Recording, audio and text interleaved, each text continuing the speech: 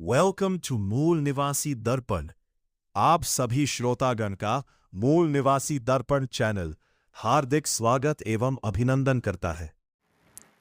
नमस्कार दोस्तों, आज मैं बात करने वाला हूँ भारत का यानी जम्बू द्वीप का जो सर्वप्रथम सबसे पहला विश्वविद्यालय खोला गया था तक्षशिला।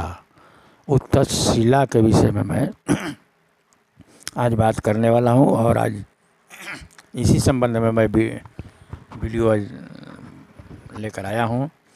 तो दोस्तों, पहले जान लेना होगा कि तक्षशिला विश्वविद्यालय का संस्थापक कौन था। तो इसी के संबंध में मैं इस बुक को लेकर आया हूँ जिसका नाम है प्राचीन भारत के शासक नाग एवं उनकी उत्पत्ति और इतिहास। तो तक्षशिला के संस्थापक तक्षक नाग थे और तक्षक नाग के विषय में आज हम बताएंगे कि तक्षक नाग कौन थे, कैसे थे और उनका कितना गणसंघ था सब फैला हुआ। तो अब मैं शुरू करता हूँ बुक से, इसी बुक से। तो इसी बुक में 122 पृष्ठ पर तक्षक नाग के यानी नागवंशियों के गणसंघों की उत्पत्ति और उनका इतिहास। ऐसा दिखाई पड़ता है कि सर्वप्रथम संघ पश्चिमोत्तर भारत अथवा सिंधु घाटी सभ्यता के क्षेत्र में अस्तित्व में आया है। यह व्यवस्था पूर्व तथा दक्षिण दिशा की ओर नए आक्रमणकारियों के पश्चिमोत्तर से आगमन के कारण फैलती गई। वही का अथवा तक्षक सबसे प्राचीन नाग परिवार दिखाई पड़ता है, जिसके बारे में हमारे पास पुष्ट साक्ष्यां हैं, जिससे हम उनके इतिहास का निर्माण कर सकते हैं। हम गणसंघों को दो भागों में बांट लेते हैं, एक भाग पूर्व का तथा दूसरा भाग पश्चिमोत्तर क्षेत्र का। तो डेविस रहीज TW ने के अनुसार पूर्व के अधिकतर वे कुल थे जो कभी बज्जी संघ में संगठित थे। तो देखिए दोस्तों, नागवंशियों का जो संघ था वो दो भागों में बटा हुआ था, एक पूर्वोत्तर और एक पूर्व और एक पश्चिम। तो देखिए, पहला उनका जो संघ था वो कपिलवस्तु के शाक, दूसरा समसुमारा के भागा, तीसरा अलकप्पा के बुल्ली, चौथा कसपुता के कलमास, पाँचवा रामगांव के कोलिए, छठवां कुशिनारा के माला, सातवां पावा के माला, आठवां पीपली वन के मोरिए, नौवां मिथिला के विदेह, दसवां वैशाली के लिच्छवी। ये हो गया पूर्व के नागवंशियों के, तक्षक नाग के पूर्व के गणसंघ। और पश्चिम के गणसंघ देखिए,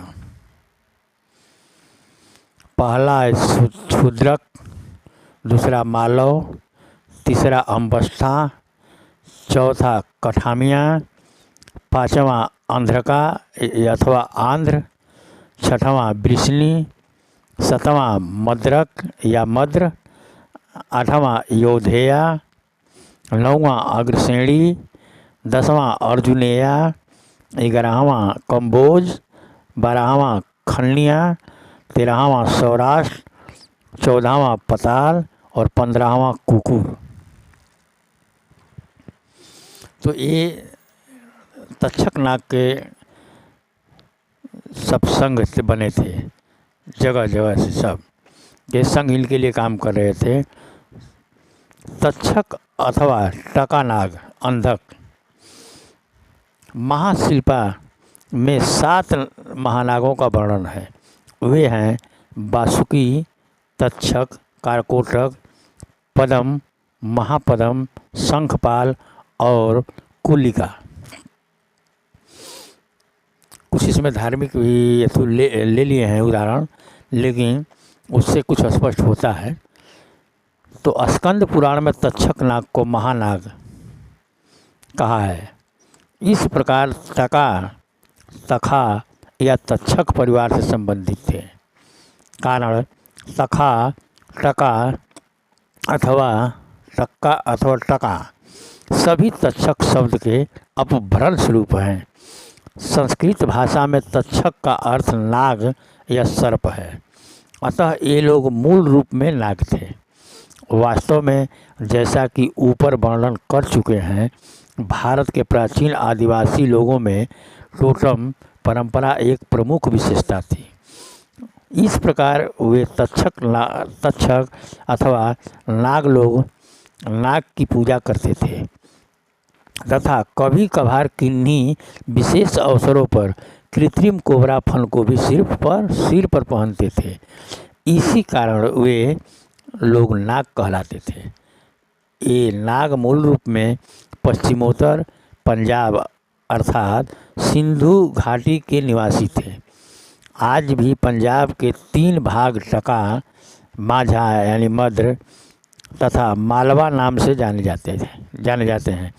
उक्त क्षेत्रों पर टका, मद्र तथा मालवा लोग शासन करते थे, जिनके पीछे उक्त क्षेत्रों के नाम पड़े हैं। मालवा सतलुज का दक्षिणी भाग है। झेलम तथा रावी के मध्य भाग माझा, मद्र जाना जाता है तथा झेलम के पश्चिम का खंड टका जाना जाता है। यहाँ पर तक्षक अथवा टका लोग राज करते थे। अफ़गानिस्तान का एक राज्य आज भी टखार कहा जाता है, माने टखार जाना जाता है। उनकी मूल जनजाति का नाम अंधक या यांध्र था। हम अध्याय 1 में पहले बता चुके हैं कि नाग पूजा तथा नाग जाति की उत्पत्ति असीरिया से हुई, वहाँ से अफ़गानिस्तान पहुँची, फिर तक्षशिला जो भारत में नागों का केंद्र था। तो सब उसी तरह दक्षिण अफ्रीका से सब लोग आए हैं, लेकिन नाग का एक है। देखिए तक्षक का इतिहास। तक्षक नाम का सर्वप्रथम अभी कुछ धार्मिक ग्रंथ से लिए हैं। तक्षक नाम का सर्वप्रथम महाभारत में दिखाई पड़ता है। अतः यह एक बहुत प्राचीन नाग जातीय राज परिवार है, जिसने प्राचीन भारत में अनेक राज परिवारों को जन्म दिया है। इनकी पहली राजधानी तक्षशिला में थी और दूसरी टका शहर, जो सियालकोट के पास थी। कनिंगम ने उक्त शहर के अन्य नाम टाकी तथा असुरार बतलाया है। इसका स्पष्ट अर्थ हुआ इस परिवार का असीरिया से कोई संबंध अवश्य था। H.L. कोसारे पृष्ठ संख्या 253 ने महाभारत के अपने अध्ययन से बतलाया कि अर्रठ की 3 शाखाएँ थी, टका, वहिका और जार्तिका। राजपूताना के चारण कवि चंदरबरदाई और मुस्लिम इतिहासकारों ने उनके राजवंश का वर्णन किया। महाभारत में टाकों का वंश करपटी बतलाया गया है और उसमें पंजाब और राजपूताना प्रदेश के मालवों के साथ पंच करपटियों को भी शामिल किया है। ये सब प्रजातांत्रिक समाज के लोग थे।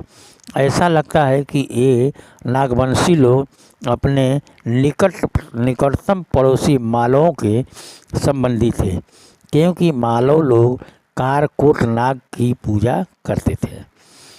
अतः टका भी उक्त नाग देवता के पूजक थे। ये बाद में पंजाब से राजपूताना के पूर्वी भाग में जा बसे। इससे स्पष्ट है टका लोग गणसंघ गणतंत्र के लोग थे। उनके अन्य 2 परिवार थे, मालवा व मद्र। उनका वंश करपटी था और तथा ये आंध्र जनजाति के लोग थे। मद्र लोग वहिका और वर्तिका जर्तिका कहे जाते थे। हेमचंद ने अपने अधिमान चिंतामणि में वहिकों को टाका बतलाया है। ये टाका वहिका नाग थे, अतः वहिका, जर्तिका व मद्र भी टाका नाग हुए और ये सभी 4 नाग जातियाँ औरठों के सगे संबंधी थे। औरठों के पंजाब के टाका नागों का गणतंत्र गणसंघ राज्य था। इसी कारण पंजाब टाक मुल्क अथवा टका देश पुकारा जाता था, जैसा कि ह्वेन सांग ने बतलाया है। अतः यह स्पष्ट है कि वहिका भी टका परिवार से संबंधित थे। कुछ विद्वानों ने विचार व्यक्त किया है कि ये जातिक आधुनिक जाट थे, मगर यह बात स्वीकार नहीं की जा सकती, क्योंकि टका अथवा तक्षक तथा बहिका महाभारत काल में 900 माने महाभारत उस समय था। आज महाभारत जो ये बताया जा रहा है वो नहीं है। तो ये आप लोग श्रोता को गण इससे घबराइएगा मत। कवि लिखे हैं तो कुछ सोच विचार कर लिखे हैं। पहले महाभारत काल उसी समय बुलाया था जब तक्षक राजा थे। इसे काल भी लिख दिया। महाभारत काल में 950 ईसा पूर्व में प्रकट होते हैं, जबकि कुषाण जो जाटों के पूर्वज थे, इसके लगभग 1000 साल बाद इतिहास के क्षितिज पर आक्रमणकारी के रूप में प्रकट होते हैं। दूसरी ओर जाट पंजाब के टाक क्षत्रियों के एक गोत्र का नाम है, जिसका वर्णन अगले पृष्ठों पर किया गया है। अतः जातिका का संबंध टका लोगों के साथ था। आधुनिक जाटों का संबंध कुषाणों अथवा ढाकों दोनों के ही साथ हो सकता है। तो ढाकों से भी है और जाटों से भी है। कुषाण भी जाट बने हैं ना। तो जेम्स टाड ने राजस्थान के शिलालेखों के अध्ययन से निम्न निष्कर्ष निकाला है। राजस्थान के विभिन्न क्षेत्रों से प्राप्त पाली अभिलेखों से पता लगता है कि जो जाति तास्ता, तक्षक या टाक पुकारी जाती है का संबंध मेरी मौर्य परमार जनजातियों और उनके उत्तराधिकारियों से था। नाग अथवा तक्षक संस्कृत भाषा में सांप का समानार्थी शब्द है तथा तक्षक भारत के पूर्व प्राचीन इतिहास का सम्मानित वंश है। महाभारत में इंद्रप्रस्थ के पांडव तथा उत्तर के तक्षकों के मध्य हुए युद्ध का वर्णन है। तक्षक द्वारा परीक्षित के वध तथा विनाशकारी युद्ध, जो कि बदला लेने के लिए उनके उत्तराधिकारी व पुत्र जनमेय ने लड़ा, जिसने कि अंततः उन्हें तक्षक युद्ध में के हर जाने के रूप में भारी कर देने पर विवश कर दिया। स्पष्टतः यह एक ऐतिहासिक घटना प्रतीत होती है। इनका यह झगड़ा सदियों तक चलता रहा। अंत में पांडवों की संतान को हस्तिनापुर छोड़ना पड़ा, जबकि शहर गंगा के भयानक बाढ़ में बह गया। 800 ईसा पूर्व बाद इस शहर पर नागों का अधिकार हो गया। उस काल से गजपुर अथवा हस्तिनापुर, नागपुर और हस्तिनागपुर के नाम से जाना जाने लगा। यह घटना ऐतिहासिक है क्योंकि पुरातत्वीय प्रमाण से इसकी पुष्टि होती है। हस्तिनापुर की खुदाई बीबी लाल कोसांबी ने की थी। हस्तिनापुर के स्तर 2, जिसका काल 800 ईसा पूर्व कार्बन डेटिंग 14 तिथियों से निश्चित हुआ कि अंत में भयानक बाढ़ के प्रमाण मिले। बाद में कुछ साल के लिए हस्तिनापुर उजड़ गया, फिर नागों द्वारा अपने अधिकार में ले लिया गया। अतः स्पष्ट है कि उक्त घटना निश्चय ही ऐतिहासिक है। तो बीबी लाल के इसमें आर्कियोलॉजिकल सर्वे ऑफ इंडिया में अपना इसको दर्ज किए हैं। उसके बाद पांडव अपनी राजधानी इलाहाबाद के निकट कौशाम्बी में ले गए। वो तो खैर महाभारत में जो बताया है, इसको हम लोग नहीं मानते। यह घटना निशाचु पांडव राजा के काल की है। भविष्य पुराण के वर्णन के अनुसार जेम्स टाड ने बताया कि राजकुमार सहस्त्रार्जुन को चक्रवर्ती राजा बतलाया है। कहा जाता है कि उसने तक्षकों के कारकोटाओं तथा तुरुष्काओं को विजित किया। नर्मदा पर अपने राज्य से निकाल दिए जाने पर अपने साथ स्मृति की जनसंख्या को लाया था तथा उसने उत्तर भारत में हेमनगर नाम का शहर बनाया। उसकी प्रचलित कथाएं आज भी नर्मदा क्षेत्र में जीवित है, जहां उसे सहस्त्रबाहु अथवा हजार भुजाओं वाला कहा है, जिसका अर्थ उसके बहुत सारी संतान थी। यहाँ पर प्रत्यक्ष है कि तक्षक भारत के उत्तर पश्चिम के प्रवेश द्वार पर था, अतः उनको न केवल उत्तर पश्चिम के आक्रमणकारियों का सामना करना पड़ता था, बल्कि दक्षिण दिशा की ओर से आने वाले आक्रमणकारियों से भी टक्कर लेनी पड़ती थी।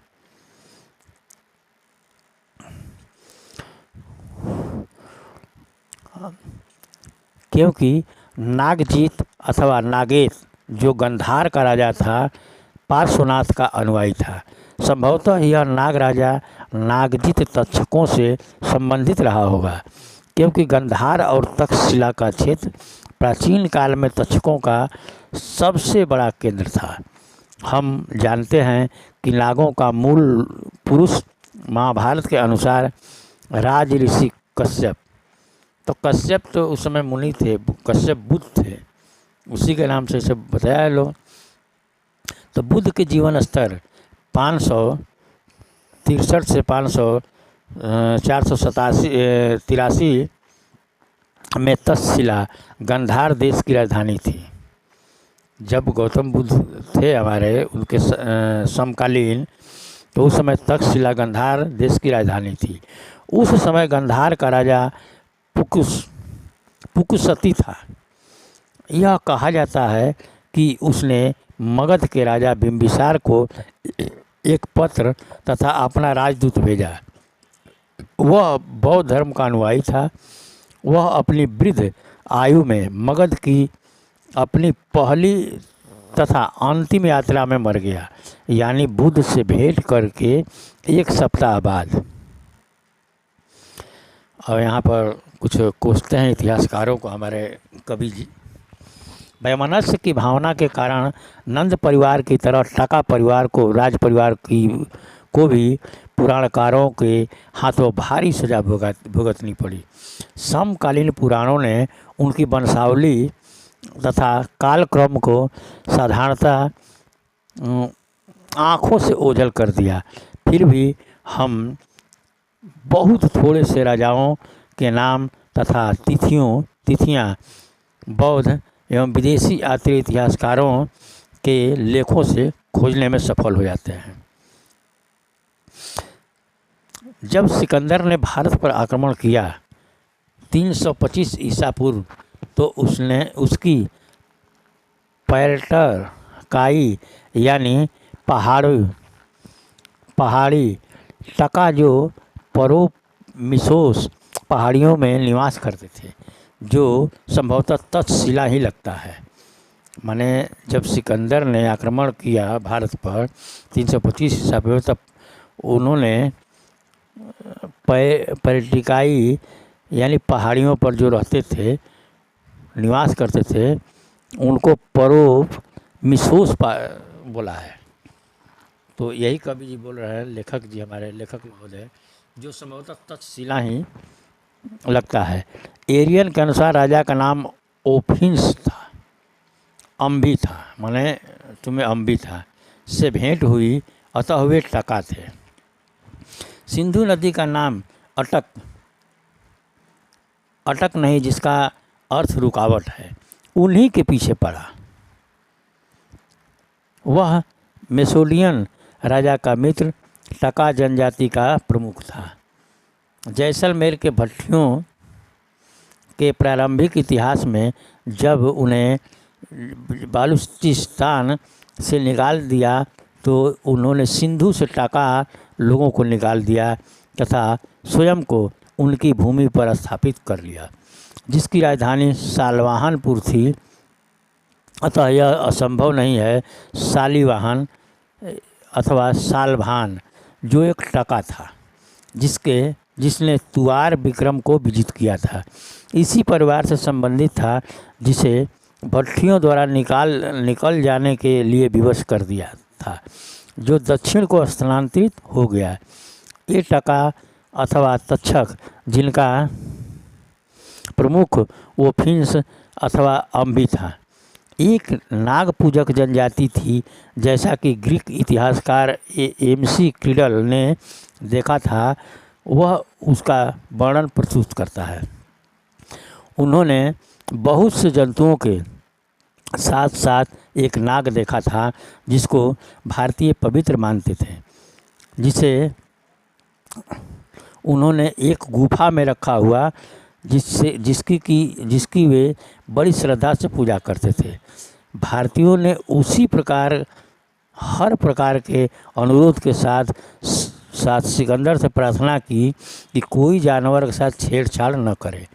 यह बात उसने मान ली, मगर जब सेना गुफा से गुजर रही थी तो नाग ने उनके गुजरने की आवाज़ सुनी। इस प्रकार का जीव दोनों ही सुनने तथा देखने में बहुत तेज होता है। तो वह इतनी ज़ोर से क्रोध में फुफकारा कि उनमें से प्रत्येक भयभीत हुआ और चकित भी। यह 70 क्यूबिक लंबा बताया गया था, मतलब करीब 50 फीट 60 फीट। तो 60 फीट ये तो अजगर होगा जो गुफा में होगा, इसी के लिए बात हो रहा है। जबकि अभी भी पूरी तरह देखा नहीं जा सका, सिवाय उसके सिर जो गुफा से बाहर आ रहा था। तो अजगर है, बहुत बड़ा बड़ा होता था जानवर। आज के तो बहुत वर्ष पहले की बात है। इतनी बड़ी बड़ी आँखें जितनी मेसोडियल की ढालें थी। इसका अर्थ हुआ कि वे नाग पूजक नाग जाति के लोग थे। अच्छा, उनका मुखिया अम्बी तक्षक जाति का था, मतलब वैसे लिख दिया कि नाग है, लेकिन नाग थे, खुद राजा थे।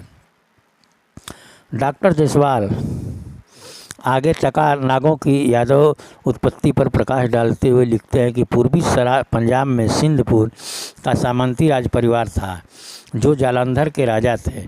इसकी पुष्टि यादव के मथुरा से आगमन के इतिहास से होती है, जिसका उल्लेख महाभारत के सभा पर्व में हुआ।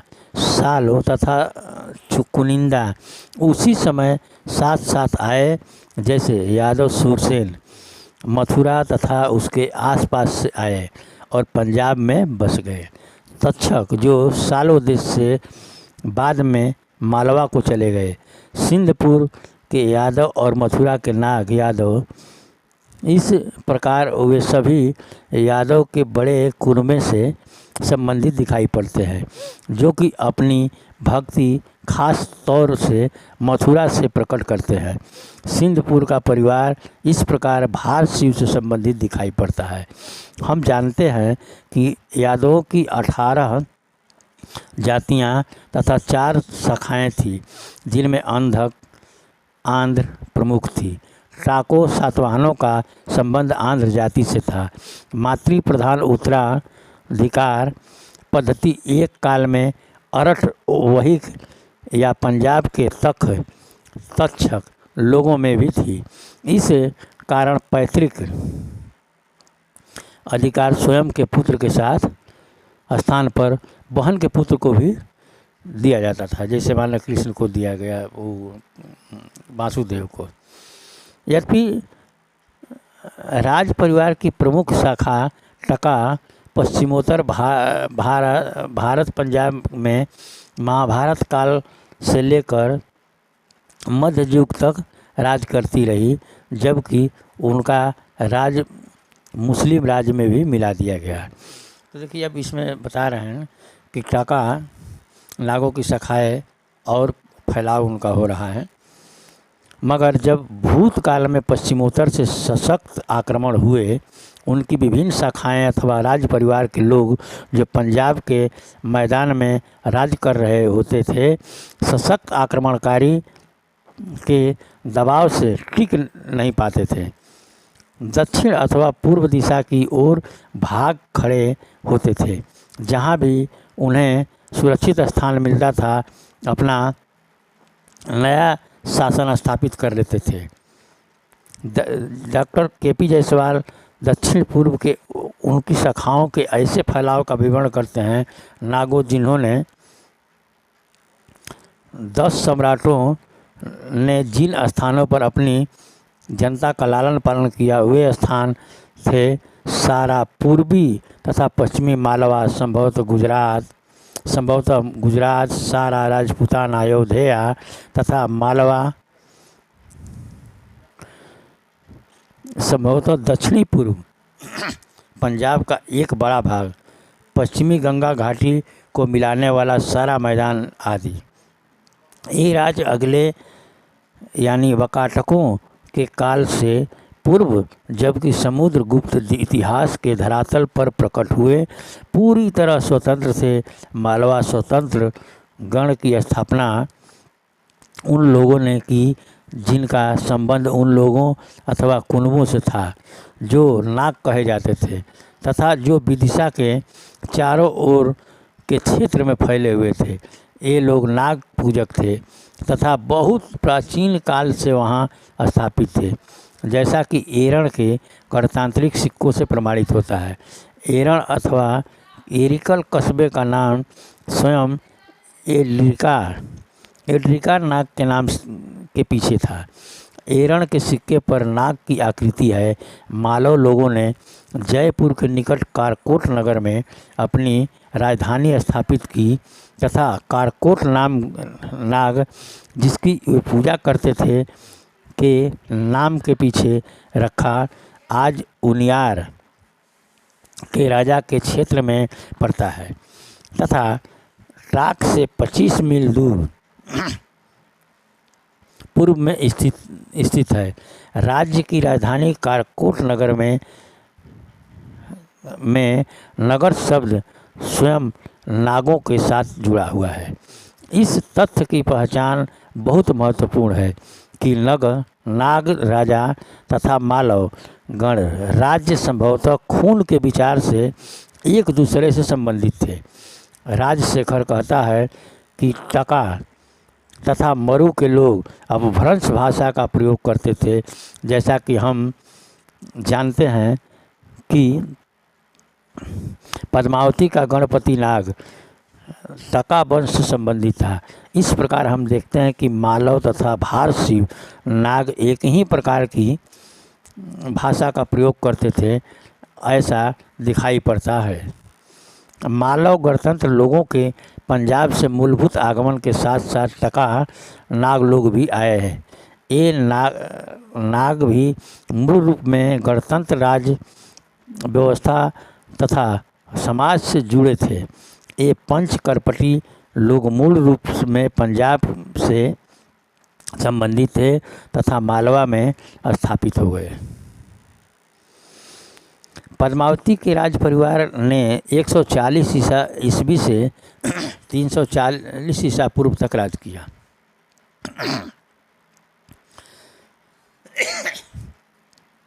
ये टाकों की एक शाखा थी।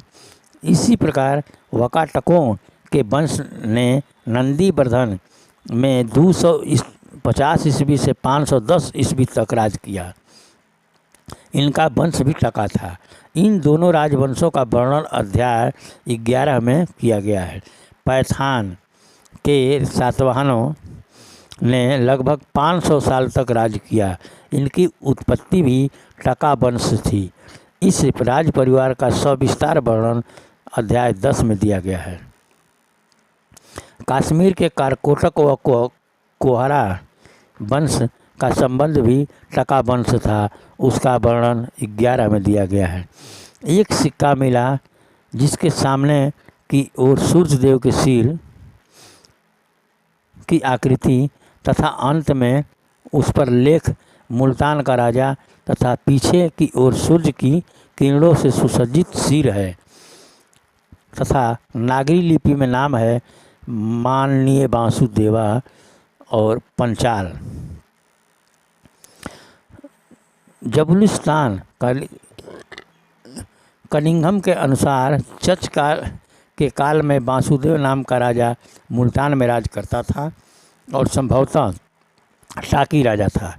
जब सियालकोट के हूण राजा मेहरकुल 515 से 540 ईस्वी का विनाश यशोवर्धन ने कर दिया तो उस राज्य पर क्षत्रियों के एक नए परिवार ने, जो शाक तथा तक्षक पुकारा जाता था, अधिकार कर लिया। इस नाम का उल्लेख चशनामा में किया गया है। यह राज्य रावी और चिनाव के मध्य में था, मगर कनिंघम के अनुसार यह सिंध तक फैला था। जब महान चीनी यात्री ह्वेनसांग 630 से 44 के मध्य में भारत आया तो वह टका लोगों की राजधानी टका शहर ही भी गया, जो लाहौर के पश्चिमोत्तर में सियालकोट के पास आपंगा नदी के किनारे स्थित थी। यह जालंधर राज्य के उत्तर पश्चिम में थी। इतिहासकार तथा राजपूतों के भाटों ने टाक क्षत्रियों को राजपूतों के 36 राजवंशों में शामिल किया है। टका राज परिवार का उल्लेख शशनामा तथा कल्हड़ के राज तरंगली में भी आया है, जहां उल्लेख है कि जब कनौज में भोज राजा ने टका राजाओं की राजधानी पर आक्रमण किया, तब उनकी सहायता कश्मीर के नाग राजा शंकर बर्मन ने की। जब ह्वेनसांग सिंध से वापस आया तब मुल्तान टका राज परिवार के अधिकार में था। जब कासिम ने 712 में मुल्तान पर आक्रमण किया तब वहाँ टका राजा वज्रा गद्दी पर बैठा था। हमने पहले ही तक्षक मौर्यों का वर्णन किया है, जो बहुत प्राचीन काल से चित्तौड़ के स्वामी थे तथा कुछ पीढ़ियों के बाद उनका स्थान गहलोतों ने ले लिया। मान किसका, जो मौर्य नाग था उसको अब गहलोत करने लगे, ने ले लिया। यह हिंदुओं की स्वतंत्रता का केंद्र था, जिसका मुसलमानों की तलवारों ने 725 से 735 ईस्वी काम तमाम कर दिया। ऐसे अनेक रक्षक मिलते हैं जो चित्तौड़ से अपनेपन का संबंध जोड़ते दिखाई पड़ते हैं। उनमें से एक थे असीरगढ़ खान देश के टका।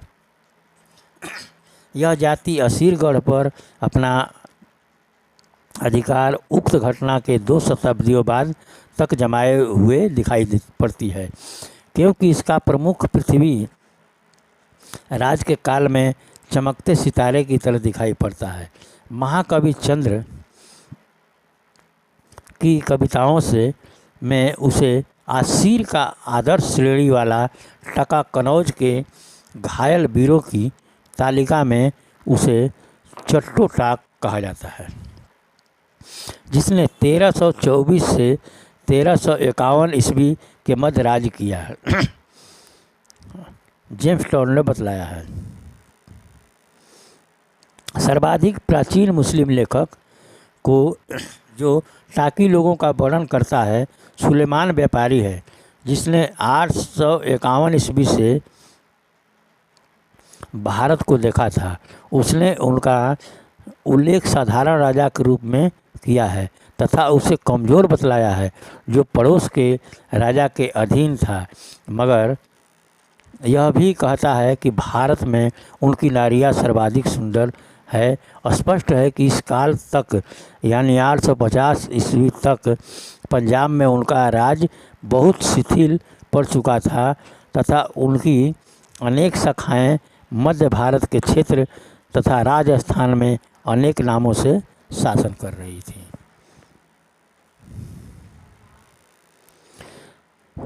बाद के मध्य युग में टका वंश का राज मुस्लिम शासकों के अधिकार में चला गया और अंत में उन्होंने स्वयं मुस्लिम धर्म अपना लिया। वे लंबे काल तक पंजाब के निरंकुश शासक रहे और आज भी उनकी भारी संख्या झेलम तथा रावी के मध्य में जम्बू के नीचे पहाड़ियों में एक बहुत बड़ी खेतिहर जाति। एक अन्य लेख में कनिंघम ने कहा है कि पंजाब के मैदान में जम्मू के चारों तरफ अनेक स्थानों पर नागों के बसने के केंद्र थे।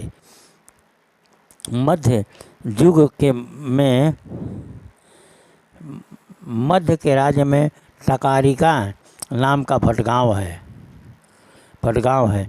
राजपूताना के चंद्रबरदाई नामक कवि व भाट तथा मुस्लिम इतिहासकारों ने उनके राज परिवार का वर्णन किया है। अब देखिए टका सहारण, यह प्राचीन जाति जो जनमेक की शत्रु तथा सिकंदर की मित्र थी, अपने जीवन की प्रगति की दौड़ बड़े शानदार ढंग से समाप्त कर दी। ये टका जिनके 14 राजाओं के वंश के एक के बाद दूसरे ने राज किया, जिसका प्रारंभ तथा अंत शानदार पद नाम मुजफ्फर से हुआ। सहारण टका पहला मूल पुरुष था जिसने वजी-ई-मुल्क नाम से अपनी उत्पत्ति तथा जनजाति को छुपा लिया। उसके बेटे जफर खान को उसके संरक्षक फिरोज तुगलक ने गुजरात की सरकार 1391 ईस्वी में सौंप दी, जो बाद में स्वतंत्र हो गया और गुजरात की गद्दी पर सुल्तान मुजफ्फर शाह के नाम से 1401 ईस्वी में बैठा। उसके बाद उसका पोता अहमद शाह उसका उत्तराधिकारी बना, जिसने पुरानी राजधानी अनहिलवाड़ा को छोड़कर अहमदाबाद नई राजधानी बना ली। ऐसा लगता है कि उसके बाद राजस्थान की जनजातियों में से उनका यह टका नाम भी मिटा दिया गया। महमूद बिगड़ ने 1458 से 1511 ईस्वी तक राज किया। उसकी दैनिक खुराक एक गुजराती मन के बराबर थी। 1572 में गुजरात राज्य अकबर ने मुगल राज साम्राज्य में मिला लिया। महाजन बीडी मध्यकालीन भारत 246 से 49 पृष्ठ पर लिखते हैं। उसके बाद उनकी संतानें का हमें कोई भी पता नहीं चलता। यह मुख्यतः ध्यान में रखने योग्य है कि मुस्लिम धर्म अपनाने से पूर्व टका लोग राजपूत नाम से जाने पहचाने जाने लगे थे। इसका अर्थ आदिवासी नागराज परिवार राजपूत बन गए थे। यह घटना राजपूतों की आदि उत्पत्ति के सिद्धांत पर भारी कुठाराघात है। तो दोस्तों, बहुत लंबा वीडियो हो गया, इसलिए मैं यह बताना चाहता हूँ कि ये तो हमारे जितना लेखक महोदय ने व्याख्या किया वो तो सब ठीक है। तो आप लोग विचार कीजिए। देखिए, हमारे भारत देश का हालात, पृथ्वी पर जितने भी ये सब नागवंशी बहुत पुराना वंश है, और जो भी किया वो नागवंशियों ने किया। आपको एक उदाहरण दे रहा हूँ कि जैसे नगर नागों के नाम से है। नागरी लिपि भी एक बनाए, है ना। तो ये सब बनाए, तो आज भी देवनागरी चलती है उन्हीं के नाम पर। जैसे बुद्ध का तो हो गया था, अपना लोग देव जोड़ दिए, देवनागरी हो गया। तो बहुत सी नगरा जूता बनाए, एक नगाड़ा बनाए जो लड़ने में, चाहे गाने बजाने में भी काम आता था। तो फिर अगले वीडियो में मिलेंगे फिर और अपना आप ख्याल रखें। वेलकम टू मूल निवासी दर्पण। आप सभी श्रोतागण का मूल निवासी दर्पण चैनल हार्दिक स्वागत एवं अभिनंदन करता है।